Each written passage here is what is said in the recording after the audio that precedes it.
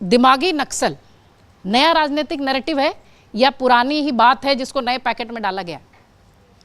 हाँ, देखिए पूरा रीपैकेज्ड है ये और बड़ा प्रिय है ये, मतलब विषय और शब्द मोदी जी का। और जहाँ भी डिसेंट को लेके वो या आलोचना जब सरकार की होती है, उसको एक्सट्रीम जो है लेफ़्ट के एक व्याकरण में उसको रचते हुए वो लगातार टारगेट करते रहते हैं। और जो भी पढ़े लिखे लोग हैं जो सवाल पूछते हैं उनको वो लगातार अर्बन नक्सलाइट पहले कहते थे उसको, अर्बन नक्सल।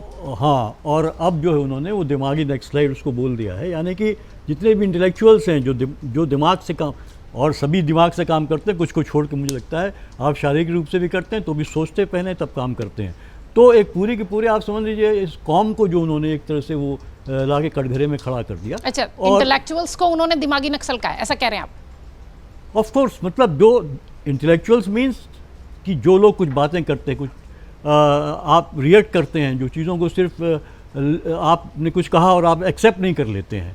तो एक जो क्रिटिकल अप्रेजल करने की जो लोग भी मतलब आप मोटा मोटा ले लीजिए, जो भी चाहे शिक्षा के क्षेत्र में है, चाहे वो मीडिया में है, जर्नलिज्म में है, चाहे वो और दूसरे क्षेत्रों में वैज्ञानिक हैं, तमाम जो भी आपकी बातों को थोड़ा सा जो है कि वो क्रिटिकली एनालाइज करेंगे या सवाल उठाएंगे, सवाल जो पूछने की संस्कृति है, उसके खिलाफ जो है ये दक्षिण पंथ की जो विचारधारा है वो हमेशा रहती है।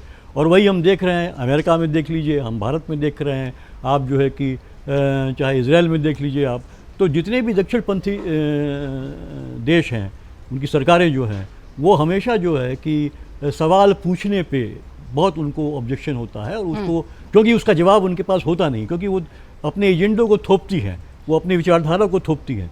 तो उस हिसाब से जो भी उस तरह अगर क्रिटिकल होता है तो जो एक क्रिटिकल थॉट को मुझे लगता है कि उन्होंने जो टारगेट किया है क्रिटिकल थॉट, और ख़ासकर जो जनजी का ये जो आंदोलन हुआ जिसमें इस तरह के जो है कि बहुत से स्लोगन्स निकले, और हालांकि वहाँ पे भी लेफ़्ट वाले लोग भी थे जिन्होंने इसको मूवमेंट को एक सस्टेनेंस दिया, वहाँ उसको आगे बढ़ाने में काफ़ी बड़ी भूमिका है उनकी।